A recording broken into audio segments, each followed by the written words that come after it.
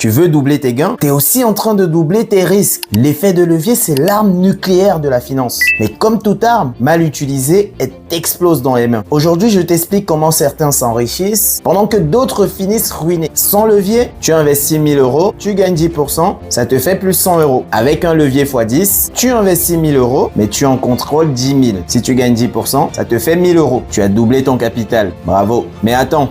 Si l'actif perd juste 10%, tu perds également 1000 euros. Tu as tout perdu. Et si tu continues, tu peux même devoir de l'argent. Le levier, c'est tout simplement emprunter pour pouvoir investir plus. Ça marche pour le trading, forex, crypto, actions, l'immobilier, un prêt immobilier égale levier, et les entreprises, LBO, rachat à effet de levier. Mais as-tu déjà entendu parler d'appel de marge? Je t'explique. Tu mets 1000 euros avec un levier x50 en espérant que c'est juste plus d'argent pour toi, car tu te retrouves à investir 50 000 euros alors que tu n'en avais que 1000. Petite correction sur les marchés, moins 3%. Ça arrive chaque jour. Ce n'est même pas un événement, donc tout le monde s'en fout. Sauf toi, avec tes 1000 euros en poche et tes 50 000 que tu n'as pas sur le marché. Moins 3% équivalent à moins 1500 euros, bien réel cette fois-ci. Comment ça se traduit pour toi? Tu dois maintenant 500 euros à la banque. Et si tu veux maintenir ta position sur le marché, elle te fera ce qu'on appelle un margin call ou un appel de marge. Tu dois rajouter 500 euros à tes 1000 euros initiaux pour couvrir ta dette, parce que maintenant c'en est une, en espérant que le cours remonte et que tu te refasses. Si tu ne le fais pas, la banque va clôturer tes positions pour ne pas subir le risque à ta place. Elle va prendre tes 1000 euros initialement investis et aller dans tes autres comptes pour récupérer les 500 euros que tu n'as pas voulu remettre. Mais admettons que tu rajoutes ces 500 euros. Tu es honnête. Si le marché perd encore ne serait-ce qu'1% supplémentaire, là tu devras rajouter 1000 euros de plus. Ça peut aller vite, ça peut aller très très vite. Tu passes des 1000 euros que tu pouvais initialement investir à 2, 3,